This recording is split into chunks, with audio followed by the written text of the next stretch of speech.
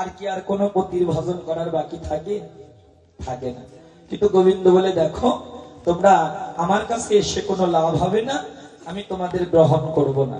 আর যদি মনে করো যে আমরা জনমের মতো এসেছি, তোমার চরণ ছেড়ে আর যাব না, আমিও মনে করব যে তোমরা অন্যায় করেছো। এবার যাও, আর কান্নাকাটি করে লাভ নাই। এবার যাও হে গোপী, তোমরা ঘরে চলে যাও, কি তোমাদের পতির সেবা করো।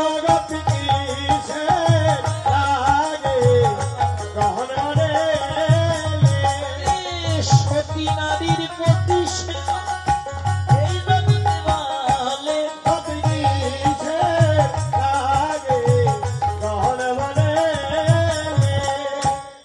এবার ওদের কথা শুনে গোবিন্দের পাঁজর ভেঙে ঝাঁঝর হয়ে গেল। ওই ছনবাচন তাহলে যাব কারে, ওই ছনবাচন তাহলে যাব কারে, ওই ছনবাচন ওই ছনবাচন টুটাল সব মনোরথ করণী, ওই ছনবাচন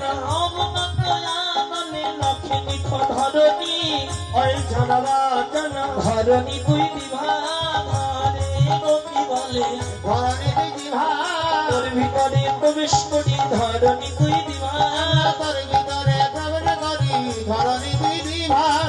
গোপীগণ কাঁদছে বলে, হে মা ধরণী, সেদিন যেমন তুই দুই ভাইয়ের দুই ভাগ হয়ে তেতা যুগে সীতা দেবীকে তোর বুকে আশ্রয় দিয়ে লজ্জা নিবারণ করেছিলি, হে মা ধরণী, আজকে তুই বিভাগ হয়ে যা, তোর ভিতরে প্রবেশ করি।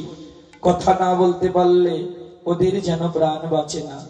যোগমায়ার কৃপা শক্তি সঞ্চার করে ওরা গোবিন্দের দিকে তাকিয়ে অশ্রু সজল নয়নে গদগদ কণ্ঠে কইতে লাগলেন, আরে শোনো শোনো শোকপট শ্যামর চন্দ্র, ওই সে কহসত আর শোন শোন গোপাল শ্যামর চন্দ্র,